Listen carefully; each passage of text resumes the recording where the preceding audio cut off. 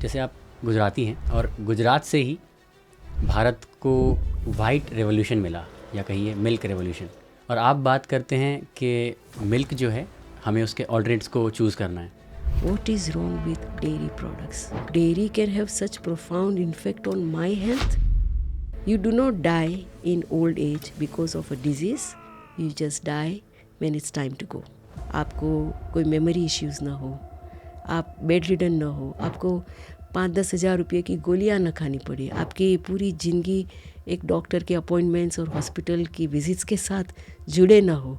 अगर आपको डिजीज़ से मुक्ति पानी है तो आपको इंडस्ट्री पूरी हम पे काउंट ऑन कर रही है अपनी पॉकेट्स फिल करने के लिए। एक कोई पर्टिकुलर ऑक्स का सीमेन जो आर्टिफिशियल इंसेमिनेशन के लिए रिज़र्व किया गया, ये काफ़ी पेनफुल है। इसके लिए एक रेक करके एक इंस्ट्रूमेंट है, वो रखेंगे, उसके ऐसे इंस्ट्रूमेंट्स डालेंगे और उसे आर्टिफिशियली प्रेग्नेंट करेंगे। जब ये बच्चा जन्म दे देता है, या तो आधे फीमेल होते हैं और आधे मेल भी हो सकते हैं।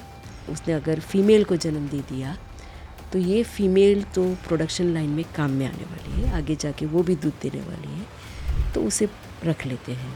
लेकिन अगर वो मेल काफ है, ये बनता है part of the beef industry. India is one of the largest producer of milk and is also largest producer of beef. नमस्कार, स्वागत है आपका पीएमसी हिंदी के शो मेरी कलम में। मेरा नाम है रमन और आज इस शो में हम जिन्हें लेकर आए हैं वो हैं डॉक्टर रूपा शाह। डॉक्टर रूपा 35 ईयर्स से ज़्यादा समय हो गया है और लोगों की हीलिंग कर रही हैं। वो एक MBBS डॉक्टर हैं, लाइफस्टाइल मेडिसिन एक्सपर्ट हैं और लाइफस्टाइल मेडिसिन की स्टडी उन्होंने हार्वर्ड मेडिकल स्कूल के एफिलिएशन के अंडर की है। और आज जो बुक हम फीचर करने वाले हैं वो है व्हाट अबाउट माय कैल्शियम।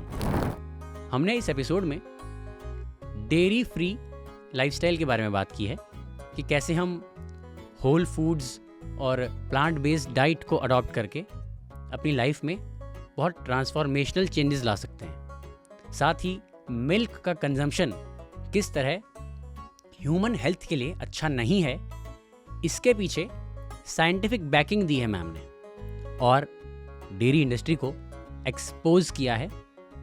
जैसा मैंने मैम को भी कहा, मैम ने डेयरी इंडस्ट्री का दूध का दूध, पानी का पानी कर दिया। चलिए शुरू करते हैं आज का एपिसोड। बात करते हैं डॉक्टर रूपा शाह जी से।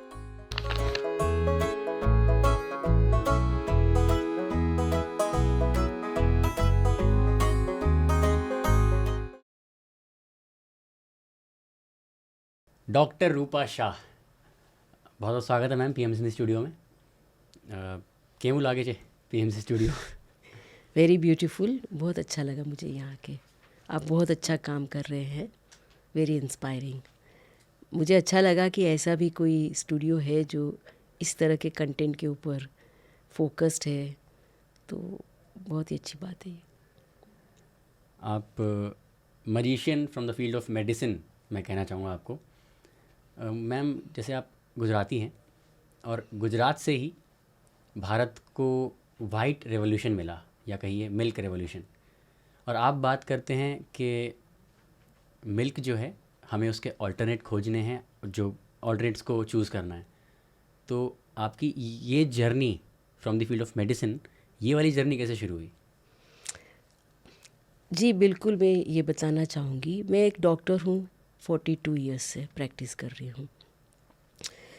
पहले मैंने एलोपैथिक की डिग्री ली, लेकिन मुझे पता चला कि होलिस्टिक अप्रोच होना ज़रूरी है, तो मैंने बहुत सारे अलग अलग पैथीज़ की बारे में स्टडी किया। होम्योपैथी है, आयुर्वेद है, एक्यूपंक्चर है। मैंने ये सारे बहुत ही मेरे अर्ली लाइफ में स्टडी किए, कुछ उसको यूज़ करना शुरू किया। फ्लावर की रेमेडीज़ मैं खुद बना रही हूँ, हमारे भारतीय फूलों की। तो ये काम तो अच्छे से चल रहा था, बहुत सारे पेशेंट्स भी ठीक हो रहे, नो साइड इफ़ेक्ट्स, काफ़ी अच्छा लग रहा था। लेकिन मेरे डॉक्टर होने के 25 साल बाद मैं एक वर्कशॉप में गई जहाँ डॉक्टर नंदिता शाह थी और वो बता रही थी डाइट के बारे में। मैंने कुछ ऐसा सुना कि कोई डायबिटीज़ का पेशेंट ठीक हो रहा है, मेरे घर में ऑलरेडी एक डायबिटीज़ के पेशेंट थे, इंसुलिन ले रहे थे, तो मैंने उनका सफरिंग देखा था। और मैं तो एक प्रॉपर रेगुलर डॉक्टर, एक प्रॉपर नॉलेज है मेरे पास कि ये चीज़ें कभी ठीक होती नहीं है, ये लाइफ लॉन्ग रहती है, आपको दवाई लेनी है, उसके कॉम्प्लिकेशंस होते हैं। ये डिज़ीज़ एक बार आ गया तो ये पूरी लाइफ आपके साथ ही रहेगा। ये मेरा कॉन्सेप्ट था और मेरे घर में मैंने ऑलरेडी देखा हुआ था। मेरे जो रिलेटिव थे वो फिर गुजर भी गए, तब तक की जर्नी मैंने देखी थी। यहाँ इन्होंने बताया कि भाई डायबिटीज़ ठीक हो सकता है और वो भी डाइट चेंजेस से। तो मुझे लगा ये क्या बात हुई, तो मैं जाके बैठ के सुना। तब मैंने पहली बार सुना, उन्होंने बताया कुछ एनिमल प्रोडक्ट्स के बारे में। तो ठीक है, मीट, एग, फ़िश ये तो मैं समझ सकती हूँ, मैं खुद एक वेजिटेरियन हूँ, मेरे लिए तो दूध है। लेकिन मैंने ऐसा नहीं सोचा था कि दूध भी एक एनिमल प्रोडक्ट है। ये मैंने पहली बार सुना। फिर उन्होंने ऐसे बताया कि भाई दूध में क्या क्या प्रॉब्लम्स है और आपको दूध भी छोड़ना चाहिए। तो मैं ऐसा सोचती थी, अरे मैं तो कभी एंटीबायोटिक्स लेती नहीं, मैं तो नेचुरल रेमेडीज़ लेती हूँ, हमेशा ऑर्गेनिक खाती हूँ, एक बैलेंस लाइफ जी रही हूँ। तो ये दूध छोड़ना तो बहुत एक्सट्रीम लग रहा है, कितनी सारी चीज़ें छोड़नी पड़ेगी। फिर भी मैं उनको बहुत रिस्पेक्ट करती हूँ, तो मैंने सोचा ट्राई करती हूँ। उन्होंने बोला कि एक 30 दिन का एक्सपेरिमेंट किया जाए और आप उसमें दूध के प्रोडक्ट्स छोड़ के देखिए। ठीक है, ये बात हो गई 16 साल पहले। वर्कशॉप के बाद मैं घर आई, मैंने सोचा इसको कैसे शुरू करूँ, और क्योंकि हर चीज़ में मुझे डेयरी प्रोडक्ट्स दिखने लगे। जैसे हम लोग तो गुजराती है, हम लोग को ढोकला, हांडवा, मुठिया और थेपला ये चीज़ें बहुत पसंद है और हम उसमें डेयरी प्रोडक्ट्स डालते हैं। हम रोटला भी बना लेते हैं बाजरी का, तो उसमें भी हम दही डाल देते हैं। तो अगर मैं ऐसे घर में बोलूँगी कि मैं डेयरी प्रोडक्ट्स नहीं ले रही हूँ तो सब अलग अलग कैसे बनाऊँगी। तो मैंने सोचा कोई बात नहीं, एक मोटा मोटा जहाँ दिख रहा है वो मैं बंद करती हूँ। तो मैंने जैसे दही बंद कर दिया। मैं चाय तो पीती नहीं थी, चाय छोड़ दी थी, लेकिन दही लेती थी, कभी आइसक्रीम खाती थी, रसगुल्ला खा लेती थी, कोल्ड कॉफ़ी विथ आइसक्रीम मेरा फेवरेट था। तो ये जहाँ जहाँ मुझे डेयरी प्रोडक्ट्स डायरेक्टली दिखे वो मैंने बंद किए। बाकी ये जैसे ढोकले में थोड़ा पड़ गया तो मैंने अलग अलग नहीं किया। लेकिन एक हफ्ते के बाद मैं देख रही हूँ कि मेरा शरीर एकदम लाइट फील कर रहा है। मेरे बहुत सारे पेन्स होते थे बॉडी में, वो चले गए, मेरा एनर्जी लेवल इम्प्रूव होने लगा। तो मैं सोचा ये क्या हो गया, चलो कंटिन्यू करते हैं। मैंने 4 हफ्ते कंटिन्यू किया पूरा, तो एक चमत्कार हो गया। चमत्कार ये हुआ कि मैंने बहुत साल से मुझे एसिडिटी और माइग्रेन हेडेक का प्रॉब्लम था। हेडेक इतने बुरे थे कि मुझे इतना ज़्यादा पेन होता था, कहीं भी शुरू हो जाता था मैं घर आ जाती थी, मैं बहुत सारी वॉमिटिंग होती थी, खींच खींच के सारा एसिड निकल जाता था, मैं थक जाती थी, मैं सो जाती थी, कुछ भी खाती नहीं थी। और इतना दर्द कि मुझे ऐसे लगता था कि भगवान ने मुझे क्यों ये नरक यहीं दिखा दिया, मैंने क्या गलती की है मुझे समझ में नहीं आ रहा था। ऐसी मेरी सफरिंग थी जो मेरी नेचुरल रेमेडीज से भी कंट्रोल में नहीं आ रही थी। और हर महीने एक बड़ा अटैक हो जाता था, छोटे मोटे हर हफ्ते होते रहते थे। और कभी भी मैं जैसे रेस्टेड नहीं फील कर रही थी। खाली एक अटैक गया कि 2-3 दिन ठीक, फिर से कुछ नया शुरू हो जाता था। ये सारे माइग्रेन के हेडेक्स और एसिडिटी ज़ीरो हो गए पहले ही महीने में। मेरे लिए ये 18 साल की जो सफरिंग थी वो एक महीने में ज़ीरो हो गई। 2 किलो मेरा वज़न गया, मेरे एनर्जी लेवल जैसे एक 17 साल का बच्चा है ऐसे हो गए, और मन एकदम शांत हो गया और एक क्लैरिटी भी आ गई। मैंने तो अपनी जर्नी ध्यान से शुरू की थी। आज से 45 साल पहले मैं ध्यान करती थी, कमरे में बंद होके भी कभी कभी बहुत दिनों तक ध्यान करती थी। मन की एक शांति का अनुभव होता था, क्लैरिटी होती थी। ये सब पीस ऐसे ही आ गई, जस्ट खाली मैंने दूर छोड़ दिया और मेरे जैसे कॉन्शियसनेस एकदम क्लियर हो गई, शांत हो गई, एक कामनेस आ गई, एक सेंटरिंग आ गया। तो मैं और भी चमक गई कि ये तो खाली मेरे शरीर को नहीं, मेरे मन को भी ठीक कर रहा है। तब जाके मैंने और लिटरेचर मांगा और क्या मिल सकता है। उस 16 साल पहले इंटरनेट पे बहुत सारे वीडियोस नहीं थे, लेकिन कुछ अच्छे अच्छे बुक्स मुझे मिल गए और कुछ ऑडियो रिकॉर्डिंग्स मिल गए। मैंने सारे सुने, what is wrong with dairy products. मैं खुद एक डॉक्टर हूँ, 25 साल से डॉक्टर हूँ, मुझे ये चीज़ पता नहीं थी। और dairy can have such profound infect on my health, ये बहुत बड़ी बात है। What's wrong with dairy.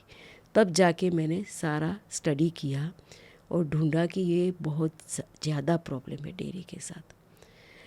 आज 16 साल हो गए, मुझे एक भी माइग्रेन हेडेक आया नहीं है। एवरी मॉर्निंग में जब उठती हूँ तो पीसफुल होती हूँ, ready to take on the work, कहीं कोई दुखता नहीं है, कुछ नहीं हो रहा है, ऐसी मुक्ति मिली है। The gift of health is the biggest gift which I have received by giving the dairy products. तो मैं समझ गई। उसके बाद कुछ और चीज़ें हो गई। मैं डॉक्टर नंदिता शाह से ये सब बातें की तो उन्होंने बोला कि डॉक्टर नील बर्नार्ड आ रहे हैं भारत में, जिन्होंने एक बुक लिखी है रिवर्सिंग डायबिटीज़। वो खुद आ रहे हैं, बहुत सारे मेडिकल कॉलेजेस में उनके प्रोग्राम है, तो बॉम्बे के प्रोग्राम तुम सारे देख लेना। तो मैं गई डॉक्टर नील बर्नार्ड के पीछे पीछे हर कॉलेज में जहाँ उन्होंने टॉक्स दिए और उनका प्रोग्राम पूरा समझा। तो उसमें भी दूध छोड़ने का बताया हुआ था। यहाँ एक शब्द यूज़ किया जाता है जिसे बोलते हैं प्लांट बेस्ड डाइट, यानी कि पौधे आधारित आहार। हम इसे वनस्पति जन्य भी बोल सकते हैं।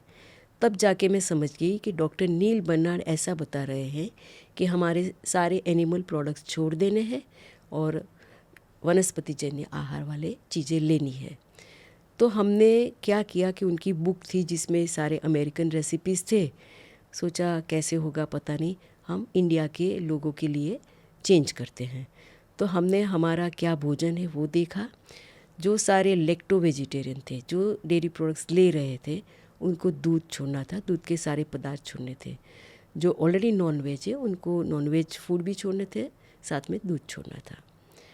तो प्रोग्राम बना लिया, हम क्या खाते हैं, रोटी सब्जी दाल चावल खाते हैं और हम ऑयल का बहुत ज़्यादा यूज़ करते हैं। तो डॉक्टर बर्नार्ड ने बताया था कि भाई ऑयल भी कम लेना है। तो उसके भी रास्ते ढूंढे और हमने एक वर्कशॉप कर दिया। तो वर्कशॉप में कुछ 50-60 डायबिटीज़ के पेशेंट आ गए। हमने उनको सारा प्रोग्राम समझा दिया और फिर सोचा कि इनको हम 30 दिन के लिए फॉलोअप करेंगे। तो मैं मुंबई में हूँ, वर्कशॉप मुंबई में हो गई थी, तो मैंने उनको फॉलोअप किए और ऐसा चमत्कार हो गया कि मैं आज तक भूलती नहीं हूँ। उसमें 3 पेशेंट ऐसे निकले जिन्होंने एक ही महीने के अंदर अपनी मेडिसिन बंद कर दी क्योंकि उनके शुगर्स नीचे आ गए। अरे बोलते हैं हम लोग को 9-9 10-10 साल तक गोलियां खाई, कभी शुगर नीचे नहीं आया। अब शुगर ऐसे नीचे आ गया कि गोली ही बंद हो गई, वेट भी कम हो गया, एनर्जी लेवल बढ़ गया। तो मेरे दिमाग में पूरा बैठ गया कि यही तरीका है रिवर्सिंग डायबिटीज़।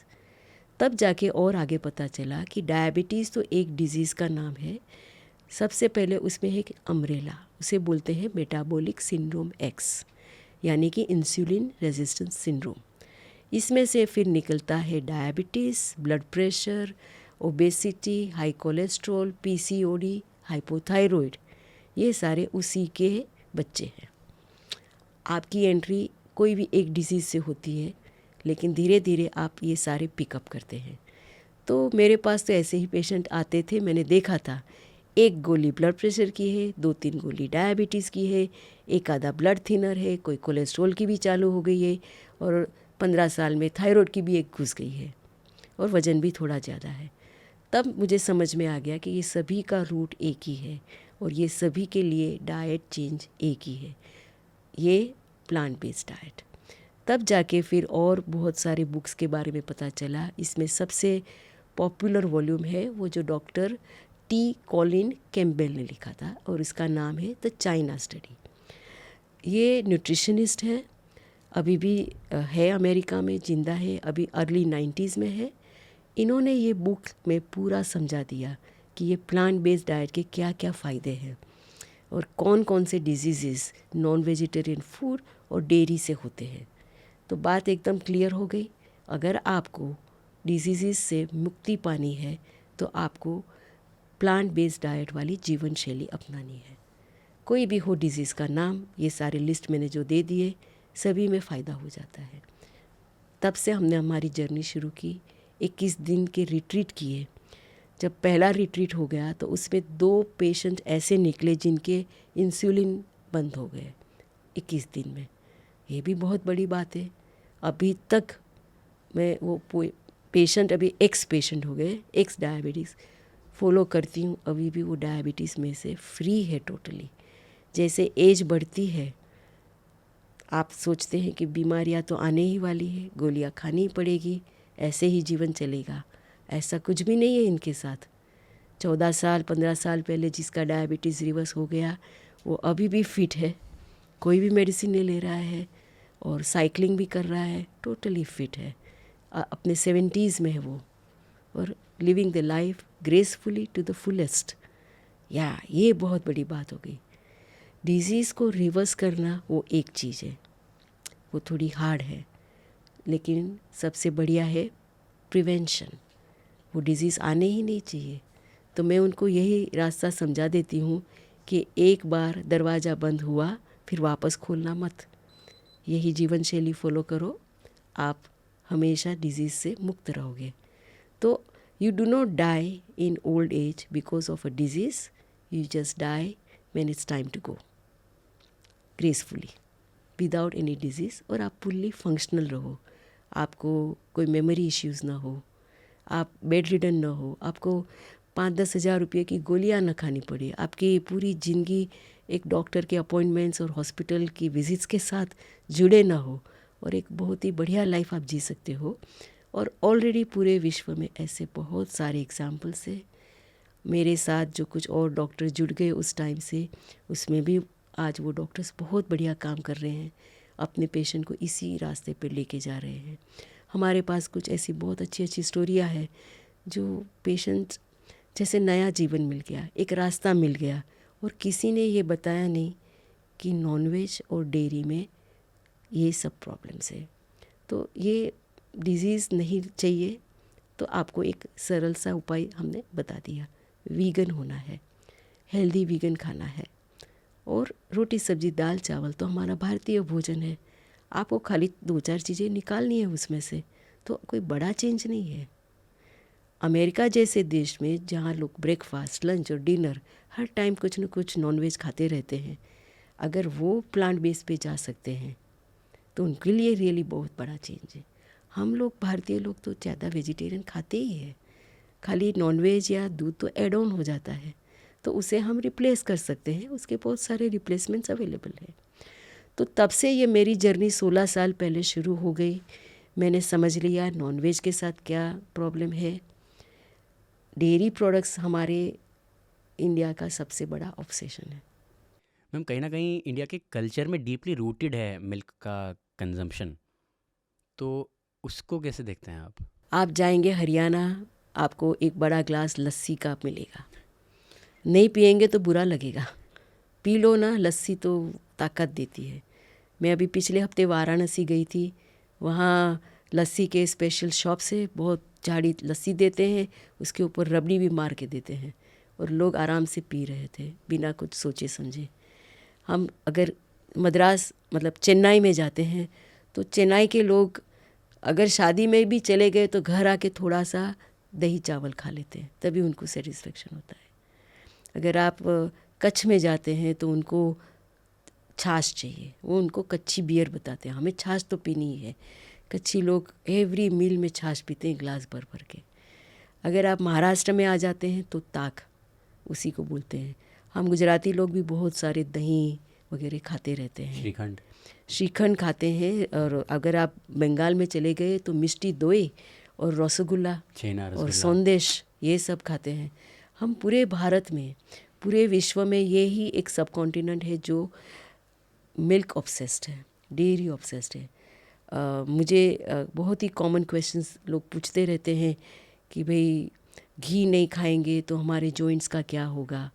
तब मैं उनको बता देती हूँ कि भाई अगर पूरे विश्व में घी का शब्द तो इंडिया का है, हमने दिया हुआ है, हम इसे हाईली प्रोसेस करके घी जैसी चीज़ बना लेते हैं, और फिर आयुर्वेद बता देता है कि घी खाना बहुत ज़रूरी है। तो हम लोग ऐसे मानते हैं कि घी नहीं खाएंगे तो मेरा जॉइंट्स का क्या होगा, लेकिन विश्व की बाकी की जो पॉपुलेशन है उन्होंने तो घी शब्द सुना ही नहीं, कभी खाया भी नहीं।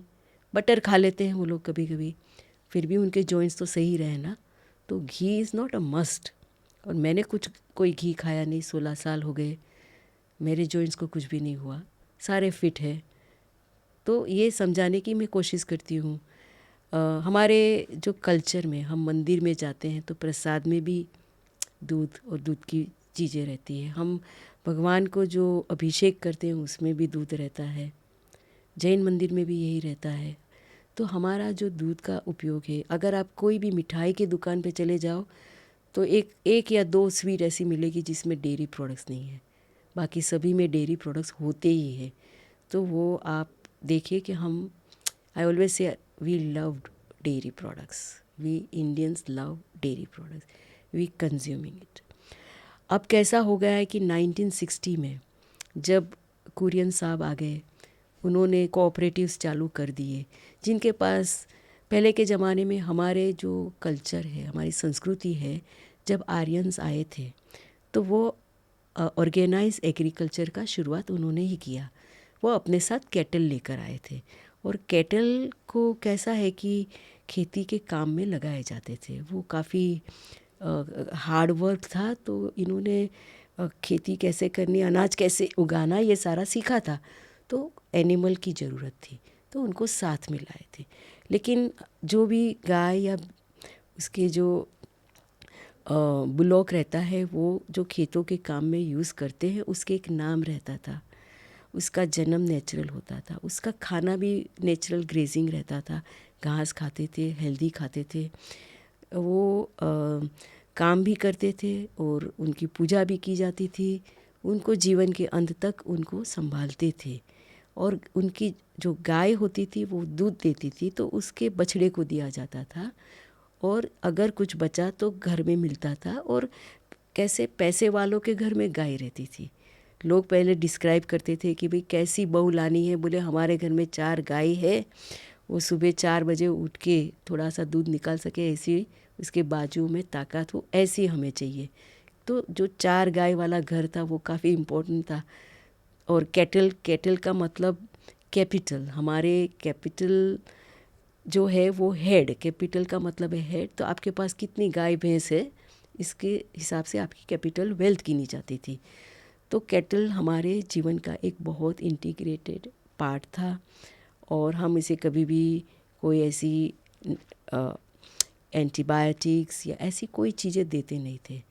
तो और उस ज़माने में रेफ्रिजरेटर भी नहीं था हमारे पास, तो हम दूध को स्टोर नहीं कर पाते थे। तो अगर बूढ़े और जो बीमार थे या छोटे बच्चे को कभी कभार जब मिल गया तो दूध देते थे, और जो पुअर होते थे उनको तो कभी दूध मिला ही नहीं।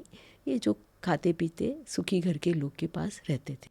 मैम, क्या ये जो वाइट रिवॉल्यूशन है, जो मिल्क का कंजप्शन मार्केट में है, डिमांड और सप्लाई का भी रोल है, क्या इसमें बिजनेस भी कोई रोल प्ले करता है? लोगों को पैसा कमाना है और एक्सप्लॉइटेशन रिलेटेड है उससे कुछ? तो ये कैसा है कि दूध हमने अभी 1960s में, हम एक ऐसे देश जिसके फॉरेन रूल था, पॉवर्टी थी, स्टारवेशन था, फ्लड्स थे, हम ऐसे समय से गुजर के जब आए तो हमारे दिमाग में ये बैठ गया कि दूध होना चाहिए, दूध एक संपूर्ण आहार है और सभी को दूध मिलना चाहिए। तो ये जो छोटे छोटे फार्मर है जिनके पास एक एक दो दो गाय थी, उसको एक कोऑपरेटिव में कन्वर्ट कर दिया गया। उनके घर में से आके दूध कलेक्शन सेंटर बन गए, जाके वहाँ बेचने लगे और उनको पैसे मिलने लगे। जब पैसे मिलने लगे तो पूरी दृष्टि चेंज हो गई। पहले के ज़माने में दूध को बेचते नहीं थे कभी भी, वो गुनाह माना जाता था। घर के बाहर एक मिट्टी का बहुत बड़ा बर्तन रख देते थे, उसमें छाछ रहती थी, जिसको पीना है पी लेते थे। ऐसा कभी भी दूध को बेचते नहीं थे। अब दूध मनी मेकिंग मशीन है ना, जैसे काऊ, ऐसे गिना जाता है। तो कितना लीटर दूध देगी, कौन सी गाय देगी। अगर हमारी देशी गाय है तो वो तो 5-6 लीटर ही देने वाली है। जर्सी गाय जो यूरोप से इंपोर्ट की गई, हाँ ये वाली तो 20 लीटर दे सकती है। हाँ चलो हम इसका डेयरी फार्म बनाते हैं, पूरा कमर्शलाइजेशन हो गया। फिर भैंस भी है, भैंस का दूध पहले नहीं पीते थे। पहले के ज़माने में हम कुछ बातें करते तो ऐसे बोलते हैं भैंस के आगे भागवत करो मत, उसको समझेगा नहीं। भैंस मतलब एक झाड़ी बुद्धि, ठीक, जो उसको समझ में नहीं आता है, ऐसा एनिमल है, उसके ऐसे जानवर का दूध हम नहीं पीते थे। जैसे देशी गाय के बारे में बहुत अच्छी अच्छी बातें हैं कि भी ये इसके अंदर एक सूर्य नाड़ी है, इसका पीला रंग होता है और ये 33 करोड़ देवता इसके शरीर में बसते हैं। ये बहुत ही लविंग और जेंटल एनिमल है। उसकी आँखों में देखेंगे तो ये माँ के जैसी है। बहुत अच्छी बात है, इसलिए हमने सोचा कि इसका दूध शायद सही रहेगा तो लिया हमने। लेकिन भैंस का तो नहीं पी रहे थे हम, कमर्शलाइजेशन भी नहीं हुआ था, लेकिन भैंस के दूध में फ़ैट ज़्यादा है तो अच्छा लगा, चलो इसको भी बेचते हैं, तो भैंस भी बहुत आ गई। तो अब बहुत सारा दूध जो है इंडस्ट्री में वो भैंस का है और जर्सी गाय का है, और देशी गाय बहुत कम हो गई है। अब उसको प्रिजर्व करने की काफ़ी कोशिशें हो रही है। फिर और बदलाव आ गए वाइट रेवोल्यूशन में, कमर्शलाइजेशन हो गया, रेफ्रिजरेशन आ गया, लॉन्ग डिस्टेंस ट्रैवल हो गया, नीट पैकेजिंग हो गया, पास्चराइजेशन आ गया। अलग अलग, हम जब छोटे थे तो एक मिल्क का बूथ रहता था और उसमें कांच की बोतल हम घर से लेके जाते थे और उसके अलग अलग कवर रहते थे। हम बोलते थे बिल्ला, जैसे ब्लू कलर का है तो उसमें कम फैट रहता है, या येलो कलर का तो वो गाय का था, या फुल रहेगा मिल्क तो उसका कुछ रेड कलर था, मुझे अभी एग्जैक्टली याद नहीं है।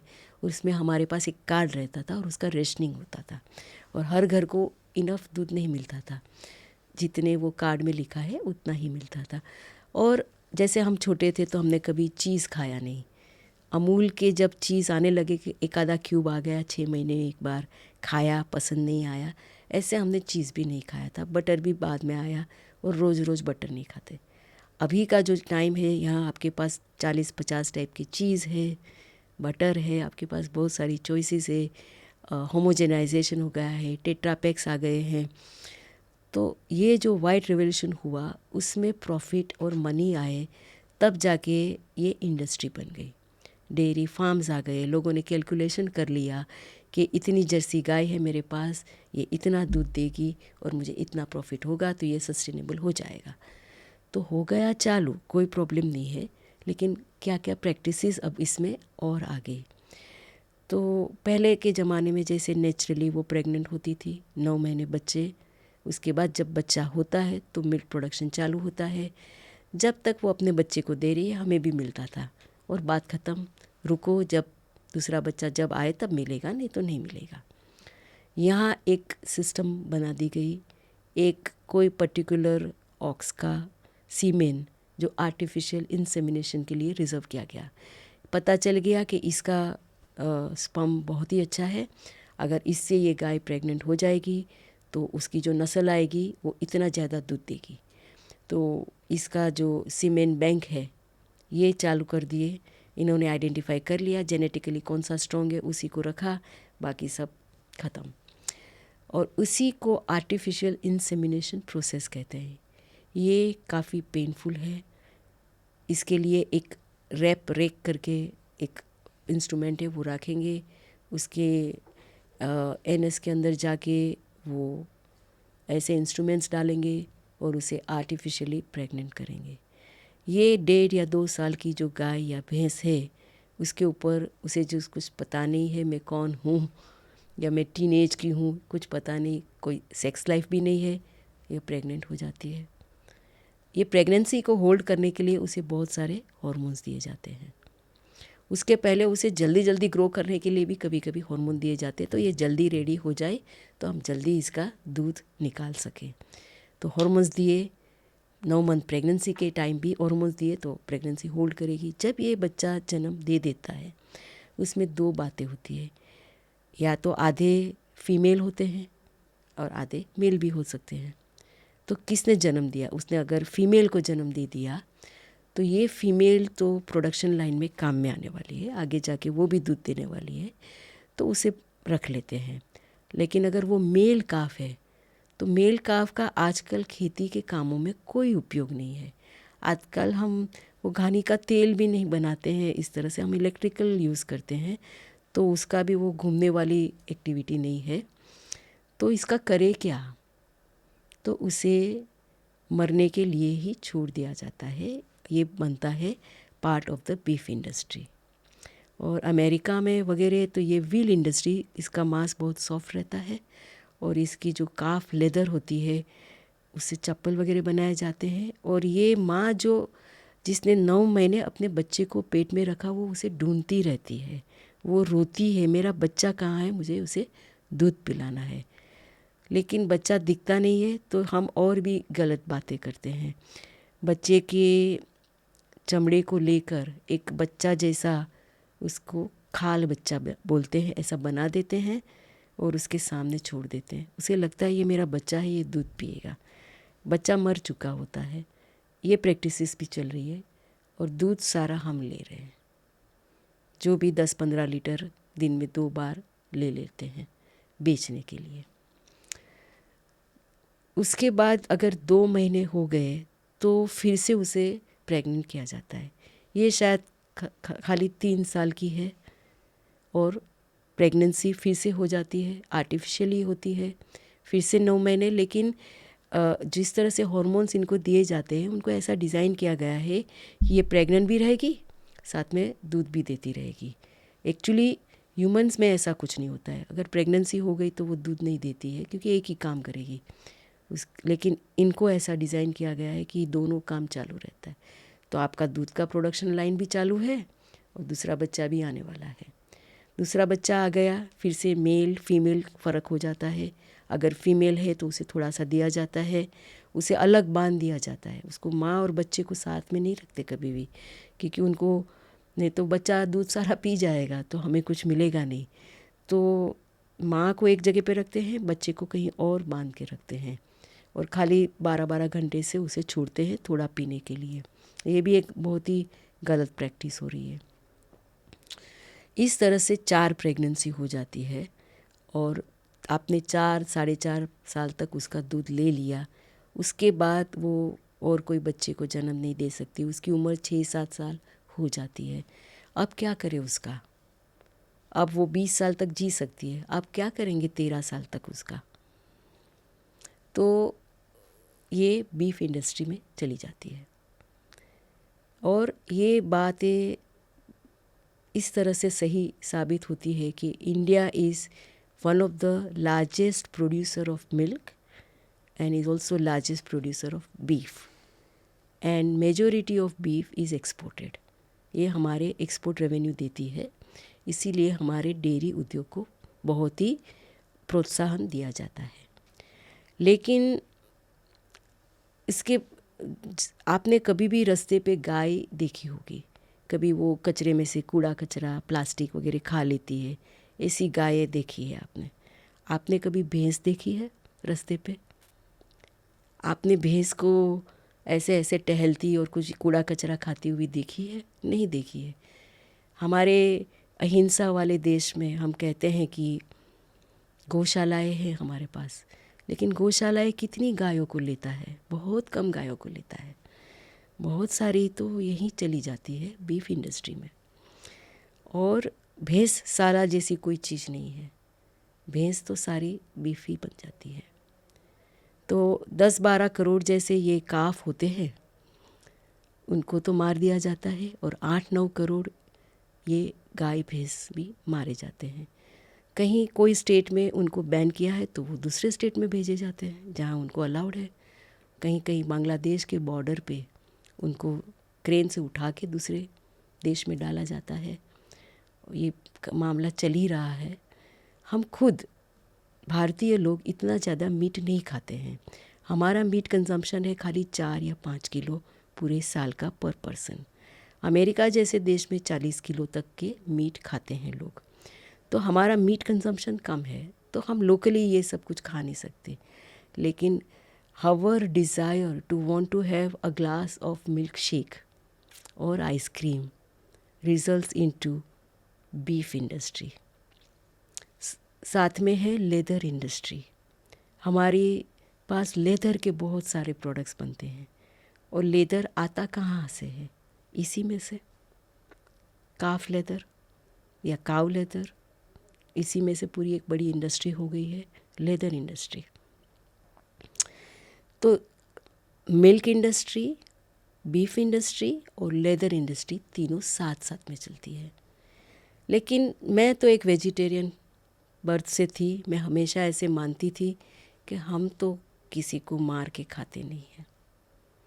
लेकिन ये जो दूध लेने की प्रक्रिया है, ये जो प्रेगनेंसी की प्रक्रिया है, जो एंटीबायोटिक्स, ये जो इनके जो अडर्स होते हैं, उसमें इतने सारे इंजेक्शन देने के बाद बहुत सारे इन्फेक्शन, स्वेलिंग, इनकी रहने की जो जगह है वो अच्छी नहीं होती है, ये एक ही जगह पे खड़ी रहती है। तो हाथ से जब हम दूध निकालते हैं तो बहुत इंजरी हो जाती है और बार बार इन्फेक्शन होता है, मास्टाइटिस होता है। इसके भी कुछ स्टडी नंबर्स आए हैं कि कितने डेयरी फार्म्स में इसका इंसिडेंस बहुत हाई है। उनको रूटीनली एंटीबायोटिक्स दिए जाते हैं, तो इसमें एंटीबायोटिक्स भी आ गए। उनको ऐसा घास खिलाया जाता है जिसमें पेस्टिसाइड्स होते हैं। आप क्या करोगे इस मिल्क का जो आपको 100 रुपये लीटर मिलता है? इसमें बहुत सारी सफरिंग है, क्रूअल प्रैक्टिसेस है। ये आपके टेबल पे जब एक गिलास दूध आ जाता है, आप उसे प्रश्न पूछते हैं कि आपके अंदर क्या क्या डाला हुआ है, आप मेरे पास हेल्थ फूड है या क्या है। एक स्टोरी बताती हूँ। मैं तो डॉक्टर हूँ और मैं जानती हूँ कि एंटीबायोटिक्स का यूज़ बहुत लिमिटेड करना चाहिए, बहुत इमरजेंसी में करना चाहिए, नहीं तो रूटीनली करेंगे तो बैक्टीरिया रेजिस्टेंट हो जाते हैं। तो अगर कोई माँ मेरे पास आती है और बताती है कि मैं अपने बच्चे को ब्रेस्ट फीडिंग कर रही हूँ, तो मैं उसे एंटीबायोटिक्स नहीं देना चाहूँगी। बहुत सारे डॉक्टर नहीं देते हैं क्योंकि वो दूध में जाएगा, वो बच्चे के शरीर में जाएगा। अगर कोई स्त्री सगर्भा है तो डेंटिस्ट के पास जाती है, डेंटिस्ट पूछेगा are you carrying baby, yes, then I will not give you antibiotics. क्यों? क्योंकि बच्चे को उसका असर होगा। तो ये सारे प्रश्न हम पूछते हैं और हम खुद नहीं लेते हैं, लेकिन एक काव या बफेलो को तो ये रूटीनली दिया जाता है। तो एक ग्लास मिल्क जब हमारे टेबल पे आता है तो वो कौन सी माँ का है, उस माँ ने क्या दवाई ली, ये तो हम पूछना भूल जाते हैं, सीधा उठा के पी लेते हैं। और एक माँ का है या बहुत सारी माँ का मिक्स किया हुआ है, इसमें कोई प्रिजर्वेटिव डाले हैं, ये 24 घंटे पहले निकाला था, ये कुछ पता नहीं है। बस हम लेते हैं, पीते हैं। और हमारे घरों में भी माएँ मिल्क का एक ग्लास लेकर बच्चों के पीछे घूमती रहती है, दूध पिए गया तो 15 मिनट तुझे सेल फ़ोन की ये गेम खेलने दूंगी, ऐसी ब्राइब्स भी देती है। उसमें शुगर डाल देती है, उसमें चॉकलेट डाल देती है, लेकिन उसे कैसे भी करके तू दूध नहीं पिएगा तो बड़ा कैसे होगा, इस कॉन्सेप्ट से उसे दूध पिलाना चालू कर देती। सुबह एक ग्लास, शाम को एक ग्लास, ऐसे करके अगर तू दूध नहीं पिएगा तो कैल्शियम कहाँ से मिलेगा, तू बड़ा कैसे होगा, बीमार हो जाएगा। इस तरह से ये भी पिलाती है। और जैसे 3 या 6 महीने में अपना ब्रेस्ट फीडिंग कम करने लगती है तो पहली नज़र पड़ती है कौन सा दूध कौन सी डेयरी से आ रहा है, और धीरे धीरे करके उसे पिलाना चालू कर देती है। लेकिन आजकल अभी बहुत सारे पीडियाट्रिशियन समझ गए हैं कि डेयरी प्रोडक्ट्स सही नहीं है बच्चों के लिए, तो वो ना भी बोलते हैं और बहुत सारे कोल्ड, कॉफ, अस्थमा जैसे बच्चों के प्रॉब्लम सॉल्व भी हो जाते हैं। क्योंकि दूध है कफजन्य, कफ बढ़ाता है, पित्तजन्य एसिड बढ़ाता है, और वातजन्य वायु भी बढ़ाता है, इससे आर्थराइटिस वगैरह की भी इश्यूज़ होते हैं। तो ये हमारे आयुर्वेद में, हमारी संस्कृति में दूध का उपयोग इतना ज़्यादा और पहले से, और कृष्णा का फोटोग्राफ है, मक्खन खा रहे हैं, लस्सी बना रहे हैं, तो है, मैं जानती हूँ। लेकिन अब जो 1960 के बाद जो प्रोडक्शन प्रक्रिया है, वहाँ हमने बहुत सारी गलतियाँ की है, और अब जो प्रोडक्ट हमारे टेबल पे आ रहा है वो अब सात्विक नहीं है। तो अब सोचना पड़ेगा हमें। और बहुत सारे डिजीज़ की लिंक दूध के साथ पाए गए हैं, और मैं डॉक्टर हूँ तो मैं सारा रिसर्च डेटा हमेशा देती हूँ, लिंक देती हूँ कि भाई यहाँ पढ़ो, यहाँ इसके डेटा आ गए हैं। ये डिजीज़ अगर आपको है तो अगर आप डेयरी प्रोडक्ट्स छोड़ देंगे तो ये रिवर्स होने वाले हैं, और आप मेडिसिन से भी मुक्त हो जाएंगे। तो लोगों को एकदम सरप्राइज़ तो लगता है, लेकिन जो करने वाले करते हैं तो उसमें पूरे कन्वर्ट हो जाते हैं और समझ जाते हैं। मैम जो इतने समय से अगर बचपन से दूध पीते हुए आ रहे हैं या मिल्क प्रोडक्ट्स कंज्यूम कर रहे हैं, तो उनके लिए डेयरी का क्या ऑल्टरनेट आप सजेस्ट करेंगे? दूध नहीं पीने से आपको एक्चुअली अच्छा फील होने वाला है। आप बीमार नहीं होंगे, आपको न्यूट्रिशन की कोई कमी नहीं होगी। हमारे पास बहुत सारे विकल्प हैं। सोयाबीन नंबर 1 है, बहुत चीप है, अवेलेबल है, हाई प्रोटीन है, बच्चों को दिया जा सकता है। कोकोनट मिल्क तो हम ट्रेडिशनली यूज़ करते थे। बहुत सारी हमारी इंडियन स्वीट्स जैसे पायसम बनाते हैं राइस मिल्क का, या सोल कड़ी बनाते हैं महाराष्ट्र में, तो कोकोनट मिल्क यूज़ किया जाता है। कोकोनट मिल्क की कॉफ़ी भी बहुत टेस्टी लगती है। तो हम पहले से यूज़ करते ही थे ये सब, तो फिर से यूज़ कर सकते हैं। बादाम का दूध बना सकते हैं, काजू का बना सकते हैं, ओट मिल्क बनता है, राइस मिल्क बनता है, नाचनी का भी बनता है, और कोई सस्ता वाला भी चाहिए तो पीनट का भी बनाते हैं। चीज़ भी बन जाता है और बटर भी बन जाता है। अगर आपको आइसक्रीम और स्वीट्स सारी बनानी है तो ये सारे भी बन जाते हैं। और दही भी बन जाता है, बहुत अच्छा। मैं बहुत सारे अलग अलग टाइप के दही भी सिखाती हूँ लोगों को, और हमारे जो भी घर के रोज़ बरोज़ के रिक्वायरमेंट है वो सारी उसमें पूरी हो जाती है। और लेट मी टेल यू, ये बहुत ज़्यादा टेस्टी लगते हैं। तो ऐसा कुछ नहीं है कि अगर हम दूध नहीं पिएंगे तो कैसा होगा। कभी लोगों को मैं बताती रहती हूँ कि चलो भैया टमाटर 1 महीने बंद करना है, तो खुश हो जाते हैं, हाँ टमाटर नहीं लेंगे चलेगा। और अगर मैं बोलूँ दूध बंद करना है 1 महीने के लिए, तो एकदम सोचने लगते हैं कि मेरे सुबह की चाय का क्या होगा। तो चाय से शुरुआत हो जाती है। और टीनेजर्स रहेंगे तो चीज़ के बिना नहीं रह सकते, क्योंकि चीज़ में एक केसोमॉर्फिन, जो मॉर्फिन लाइक एडिक्टिंग सब्सटेंस है, वही हमें उसे एडिक्ट कर देता है। तो चीज़ का एक एडिक्शन काफ़ी फेमस है। लोग चीज़ एडिक्ट होते हैं, चीज़ छोड़ना इजी नहीं होता है। और जो ओल्डर लोग हैं, मतलब एल्डरली है, उनको घी पसंद है, तो घी नहीं छोड़ना चाहते, सब कुछ छोड़ देंगे, घी थोड़ा सा चालू रखेंगे। दही, दही का मार्केटिंग काफ़ी प्रोबायोटिक है, जैसे दही नहीं पिएंगे तो आपकी गट हेल्थ कैसे अच्छी रहेगी, ये सब बताते हैं। लेकिन मेरा पर्सनल अनुभव यही है कि जब मेरे घर में मैं कच्ची मूंगफली और राइस का मिल्क बनाती हूँ कॉम्बिनेशन, और उसका दही बनाती हूँ, जब मैं फर्मेंटेशन के लिए रखती हूँ इसे, जैसे हम लोग ढोकला वगैरह बनाते हैं तो उसमें 1 चम्मच डालते हैं, मैं देखती हूँ कि मेरे जो बैटर है उसका फर्मेंटेशन और भी अच्छा हुआ है, तो मेरे बैक्टीरिया भी बहुत अच्छे हैं उसमें। तो आपको कोई प्रॉब्लम नहीं होगी प्रोबायोटिक्स की, आपकी गट हेल्थ इवन बेटर हो जाएगी। क्योंकि आपकी जो गट हेल्थ है वो आप क्या खाना खाते हैं उसके ऊपर निर्भर है। अगर आप जंक फूड खाएंगे तो जंक बैक्टीरिया पैदा हो जाएंगे, और आप अच्छा खाना खाएंगे तो अच्छे बैक्टीरिया यहाँ जाएंगे।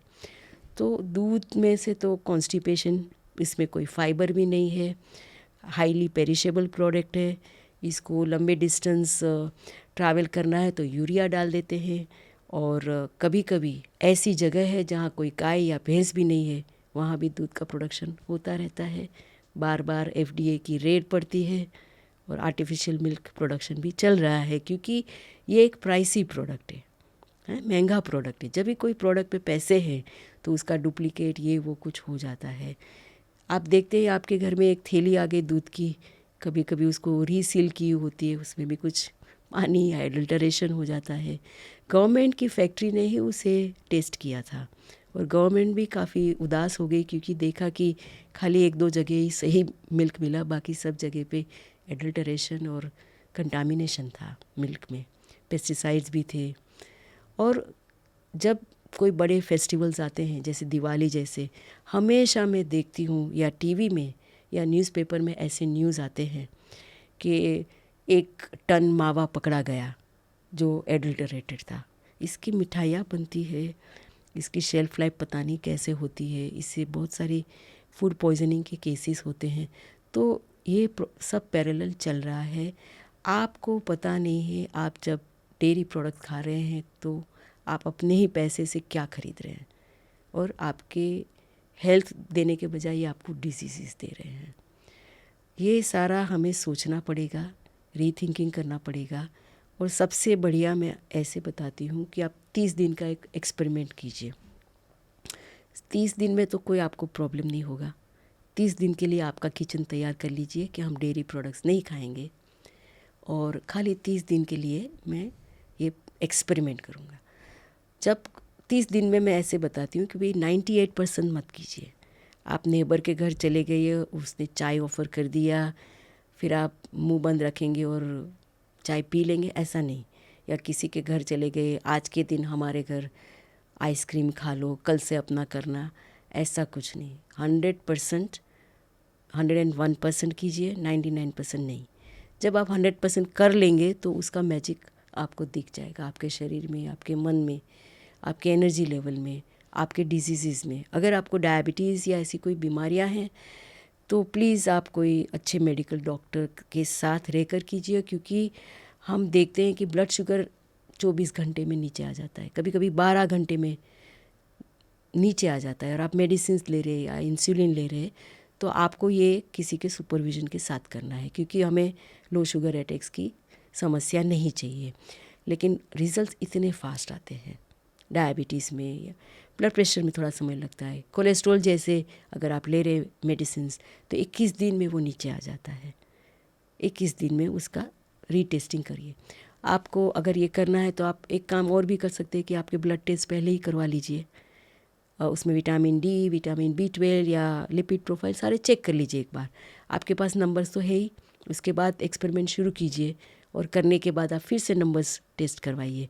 आप देखेंगे एकदम मस्त रिजल्ट्स, आपको ही समझ में आ जाएगा कि ये मेरे लिए सही तरीका है। तो 30 डेज़ का एक्सपेरिमेंट मैं हमेशा सभी को सजेस्ट करती हूँ। उसमें कन्वर्ट हो ही जाते हैं, क्योंकि एक पर्सनल अनुभव आ जाता है। थियोरी की तो बात एक हो गई, जब खुद अनुभव कर लेंगे तो एक जो टॉक्सेमिया या एक जो बीमार जैसी शरीर की हालत है, उसमें से आप एक बहुत बड़ा जंप मार देंगे। आपको समझ में ही आ जाएगा, आप खुद ही इस रास्ते पे चलेंगे और आपको समझ में भी आ जाएगा ये कितना इजी है। ये घर में भी कोई रॉकेट साइंस नहीं है। और मेरा फोकस हमेशा रहता है घर की रानी के, किचन की रानी के ऊपर, कि मैं उनको ऐसे समझा देती हूँ कि भाई पूरे फैमिली का स्वास्थ्य आपके हाथ में है। तो आप जब तक कन्विंस नहीं होंगे तब तक ये कुछ आगे नहीं बढ़ेगा। आपको बैठना है, समझना है और फिर करना है। और जब वे अपने हाथ में ले लेंगी, आपका किचन चेंज कर देगी। आप बाहर से क्या शॉप कर रहे हैं, घर में क्या ला रहे हैं, कैसे कुकिंग कर रहे हैं, कैसे आपकी प्लेट में सजा रहे हैं, और फाइनली आप अपने मुंह में क्या डाल रहे हैं, ये सारी साइकिल एक बार सेट हो गई तो आपका ये एक्सपेरिमेंट भी सक्सेस हो जाएगा। और ये जो गृहिणी है वो रियली आपकी किचन डॉक्टर बन जाएगी, क्योंकि पूरा स्वास्थ्य उसके हाथ में आ जाएगा। और वही तो उसकी भावना रहती है कि मेरे घर के सारे मेंबर्स स्वस्थ रहे। तो आपका किचन ही आपका मेडिसिन रूम बन जाएगा, आपका किचन ही आपके सात्विक खाने की जगह बन जाएगी, लाइक अ टेम्पल। तो हमारा शरीर एक टेम्पल है, आपका किचन भी एक टेम्पल है। उसमें आप सात्विक खाना बना रहे, अच्छे भाव से बना रहे हैं, और उसी को प्यार से खा रहे हैं, अपने टेम्पल में डाल रहे हैं, तो हेल्थ होना स्वाभाविक हो जाएगा। और इसमें और ज़्यादा कोई एफर्ट्स है नहीं, बस इसी लाइफस्टाइल को कंटिन्यू करेंगे तो और बीमारियां भी नहीं आती है। As you age gracefully, beautifully, you don't have to go to the doctor. आपके अंदर एक डॉक्टर रहता है, सभी के अंदर एक डॉक्टर है, मेरे अंदर भी है। ये हमेशा काम करता रहता है। आप जब रात को सो जाते हैं तो ये साफ़ सफाई करता है, सब कुछ करता है। हमें इस डॉक्टर को मदद करनी है। हम नेचर के रूल्स को फॉलो करेंगे, ऐसा खाना खाएंगे जो एनाटॉमिकली और फिजियोलॉजिकली हमारे लिए है। हमारे दांत भी बताते हैं कि हम वेजिटेरियन या वीगन खाना खाना चाहिए। हमारे पास ऐसे कोई दांत नहीं है कि हम एनिमल को फाड़ के खाएं, हमें तो नाइफ़ की ज़रूरत पड़ती है। तो हमारी एनाटॉमी, फिजियोलॉजी, हमारे जो इंटेस्टाइन की लेंथ है, हमारे जो डाइजेस्टिव एंजाइम्स है, ये सारे बताते हैं कि हमें प्लांट बेस्ड आहार खाना चाहिए। तो जब हम नेचर के रूल को फॉलो करते हैं, उसमें रूल नंबर 1 है प्लांट बेस्ड डाइट। एक्सरसाइज है, आपको योगा वगैरह करना है, आपको अच्छे से नींद आनी है, आपका स्ट्रेस लेवल अच्छा मैनेज किया हुआ है, इंटरपर्सनल रिलेशनशिप सब सॉर्टेड है, सारे रूल्स ऑफ नेचर फॉलो कर रहे हैं, तो कहाँ से डिजीज़ आएंगे। आपका अंदर का डॉक्टर जागरूक हो जाएगा, वो आपको ठीक रखेगा। जैसे हम देखते हैं एनिमल्स तो खुद से हॉस्पिटल में जाते नहीं हैं, जब बीमार होते हैं तो थोड़ा 2-4 टंग खाते नहीं है, ऐसे लेटे रहते हैं, सन में होते हैं, कभी कोई 2-4 पत्ते खा लेते हैं, 4-5 दिन में ठीक हो जाते हैं। कोई डॉक्टर नहीं, कोई हॉस्पिटल नहीं, कोई दवाई नहीं। हमें भी अंदर का डॉक्टर इसी तरह से स्वस्थ रखने में मदद करता है, जैसे हम कर ही रहे हैं अभी। यही रास्ता हम इससे दिखाना चाहते हैं सभी को। नेचर के रूल्स को फॉलो करो, सारी बातें एकदम सरल हो जाएगी। मैम बहुत बहुत डिटेल आंसर दिया जैसे आपने, इसमें आपने अपना अनुभव भी बताया, आपने बताया, आपने काइंड ऑफ एक्सपोज कर दिया डेयरी इंडस्ट्री को, साथ ही वाइट रेवोल्यूशन के क्या क्या चैलेंजेस या कहिए नेगेटिव आउटकम्स सोसाइटी को झेलने पड़ रहे हैं, संघर्ष कर रहा है समाज। साथ ही आपने साइंटिफिकली बताया बीइंग अ डॉक्टर के ह्यूमन हेल्थ पे कितना नेगेटिव इम्पैक्ट है, कैसी कैसी डिजीज़ेस होती हैं, और हमारे पास ऑल्टरनेट्स क्या क्या हैं दूध के, वो बताया आपने। जी बिल्कुल, मैंने एक बुक लिखी है डेयरी ऑल्टरनेटिव्स। जी मैं एक बार दिखाना चाहूँगा लोगों को, या इसका हिंदी भी वर्जन है, वनस्पति जन्य दूध। जी, कैसा हुआ कि जब मैं खुद प्लांट बेस्ड डाइट पे आ गई तो मैंने अपने किचन को एक लेबोरेटरी जैसा बना दिया। मैं एक जॉइंट फैमिली में रहती हूँ, घर में सारी चीज़ें बनती है, मुझे भी तो दही चाहिए, कढ़ी चाहिए, मेरी छाछ चाहिए, तो सोचा कैसे करूँ ये सब। तो मैंने एक्सपेरिमेंट्स चालू कर दिए। कुछ ज़्यादा गाइडेंस नहीं था, फिर भी ढूंढ ढूंढ के इधर उधर करके सब अलग अलग दूध बनाए, मिल्क शेक्स बनाए।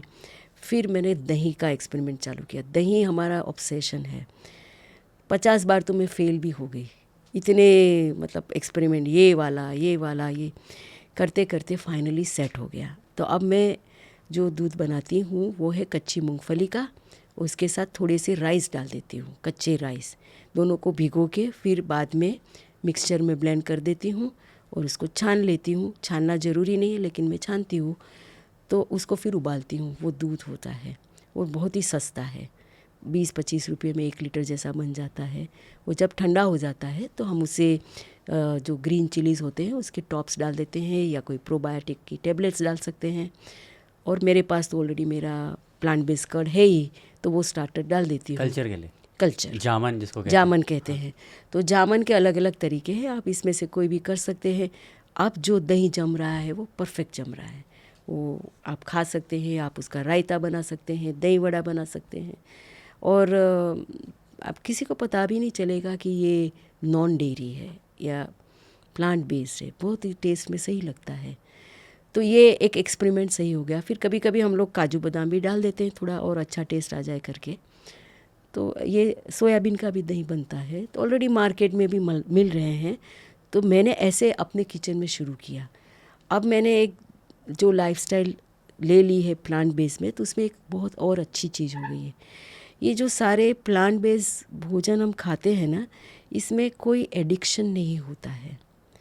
जो आप डेयरी प्रोडक्ट्स खाते हैं तो उसमें केसोमोर्फिन रहता है, ये तो आपको एडिक्ट करता है। जब आपको कोई फूड बुलाता है कोई, तो मतलब ये weather food has power over you और you have power over food. जब कोई खाना आपको बुला रहा है तो उसका पावर आपके ऊपर है। लेकिन ये जो प्लांट बेस्ड डाइट है उसमें एडिक्शन जैसा, डिपेंडेंसी जैसा नहीं होता है। आप समझो एक हफ्ते टमाटर खा लिए, फिर दूसरे हफ्ते आप किचन में इंस्ट्रक्शन दे देंगे अब टमाटर बंद, हाँ बहुत खा लिए। ये खुद ही बता देता है कि बस खा लिया तूने, ज़्यादा मत खा। तो एडिक्शन या डिपेंडेंसी या ओवर ईटिंग नहीं होती है, ऑटोमेटिकली आपका जो एक्स्ट्रा वेट है वो मेल्ट होने लगता है। तो अब जर्नी ऐसी है कि कोई फूड मुझे बुलाता नहीं है, मैं ज़्यादा कुछ शक्कर की चीज़ें खाती नहीं हूँ, नेचुरल जो स्वीटनेस होती है। तो कोई फूड ऐसे एडिक्ट नहीं कर रहा है मुझे, ऑटोमेटिक उसका कंट्रोल हो रहा है, उसकी सटाइटी सेंटर काम कर रही है मेरी। इंट्यूटिवली मैं बोलूँगी आज मैं इतना ही खाऊंगी, या ये ही खाऊंगी, ये ज़्यादा नहीं खाऊंगी। खाना देख लिया इसलिए खा लिया, ऐसा भी कुछ नहीं होता है। खाना हम खाते हैं हमारे शरीर के मेंटेनेंस के लिए, हमारे जीभ के लिए नहीं खाते, हमारे जीवन के लिए खाते हैं। तो कोई खाना अच्छा लगा, ठीक है, 1 चम्मच एक्स्ट्रा खा ली, लेकिन उससे ज़्यादा कुछ नहीं होता है। तो food doesn't have power over me, I have the power over food and I choose according to my body's needs. कभी आप मुझे बनाना वेफर्स की एक पूरी पैकेट दे दी तो मैं नहीं खाऊंगी, 1-2 रिविज़िट करने के लिए टेस्ट कर लूँगी, वो मुझे कैप्चर नहीं करेगी। लेकिन ये सारे प्रोसेस फूड तो ऐसे ही डिज़ाइन किए हैं कि no one can eat just one, करके करके आप पूरा पैकेट खलास कर सकते हो। लेकिन ये जो प्लांट बेस्ड जीवन शैली पे जब चले जाते हैं तो आपके टेस्ट बड्स चेंज हो जाते हैं, और जब आप ओरिजिनली कोई चॉकलेट वगैरह भी खा ली तो आपको पसंद ही नहीं आएगी, आपको समझ में आ जाएगा कि डिफरेंस क्या है। तो ये जो प्लांट बेस्ड फूड है ना, जब हम खिलाते हैं लोगों को तब खाते खाते समझ में आ जाता है कि ये ज़्यादा टेस्टी है, ये ज़्यादा नर्चरिंग है, ये हमारे गट के लिए अच्छा है, डाइजेशन भी बहुत अच्छा होता है, हेल्थ के लिए अच्छा है, हमारे प्लानेट के लिए अच्छा है, और हमारे एनिमल्स के लिए भी अच्छा है, क्योंकि हम इसे एक्सप्लॉइट नहीं कर रहे। हम उनका जन्म उनके खाने के लिए कर रहे हैं ना, हम उनका जन्म भी नहीं करवाएंगे, तो उनके लिए भी ये अच्छा है। मैम प्लैनेट के लिए कैसे अच्छा है? प्लानेट के लिए देखिए, अगर आप 1 लीटर दूध लेते हैं तो उसमें 800-900 लीटर तक का पानी का वेस्ट हो जाता है, क्योंकि पूरा प्रोडक्शन वो गाय या वो खाएगी क्या, उसके लिए फिर उसको निलाएंगे, सब करके 1 लीटर एवरेज इतना कंजम्पशन कर देता है। लैंड कंजम्पशन हो जाता है, उसका जो पू है उसमें से methane gas very bad for our environment. तो ये बर्डन है हमारे एनवायरनमेंट के लिए। प्लांट बेस्ड अगर है तो वो एनवायरमेंटल रिसोर्सेज काफ़ी कम यूज़ करता है, कम पानी लैंड में ऑलरेडी होता है, सोयाबीन कितना चीप है, लेबर भी बहुत कम लगता है, एनवायरनमेंट को पोल्यूट नहीं करता है।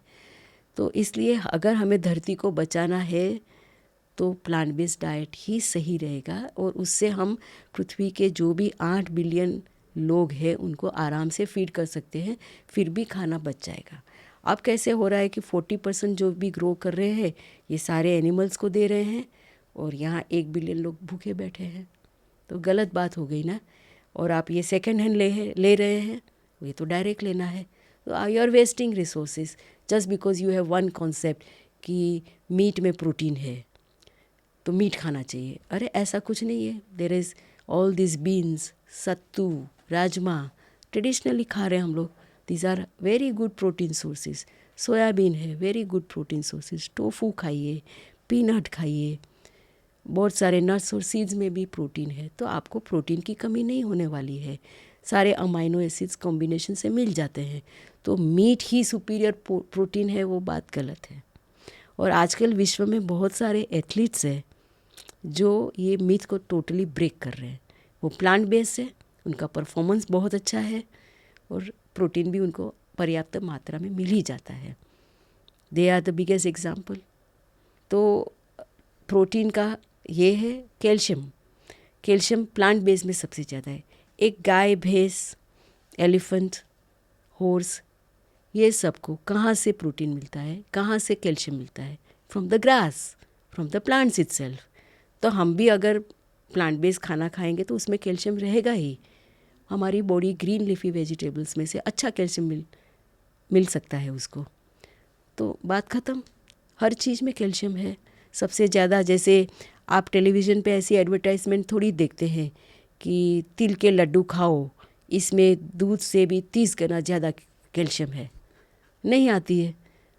दूध की एडवर्टाइजमेंट आ जाती है, strong bones, I must have milk, लेकिन सेसमे सीड्स में कितना ज़्यादा कैल्शियम है। और सीज़न आती है दिसंबर जनवरी में, सभी बच्चों को तिल के लड्डू हम ज़रूर खिलाते हैं क्योंकि कैल्शियम मिलेगा, ग्रोइंग है। तो इस सरल सी बात है कि भाई हम टीवी पे टोमेटोज़ की एडवर्टाइजमेंट नहीं देखते हैं या ऐसी, लेकिन जो चीज़ नहीं खानी है उसकी एडवर्टाइजमेंट दिखती है। तो इसके पीछे इकोनॉमी इन्वॉल्व है, कैपिटल इन्वॉल्व है मार्केट का। बिल्कुल। और क्योंकि एक इंडस्ट्री पूरी हम पे काउंट ऑन कर रही है अपनी पॉकेट्स फिल करने के लिए। बिल्कुल, ये एक विशियस साइकिल है। More they advertise, more people buy with the concept. लेकिन कॉन्सेप्ट के पीछे कोई बैकअप रिसर्च या ऐसा कुछ होता नहीं है, ये खाली एक मार्केटिंग गिमिक है। तो इस जो भी चीज़ें ज़्यादा मार्केटिंग होती है उसके पीछे इंडस्ट्री का सपोर्ट रहता है, और ये पूरी इंडस्ट्री है प्रॉफिट के लिए है, ये हमारे स्वास्थ्य के लिए नहीं है। तो आप देख लो, प्रॉफिट मेकिंग इंडस्ट्री कोई रिसर्च डेटा भी प्रोड्यूस करती है तो उसे हम ट्रस्ट नहीं करते हैं, बात ही गलत है, उनके वेस्टेड इंटरेस्ट रहते हैं।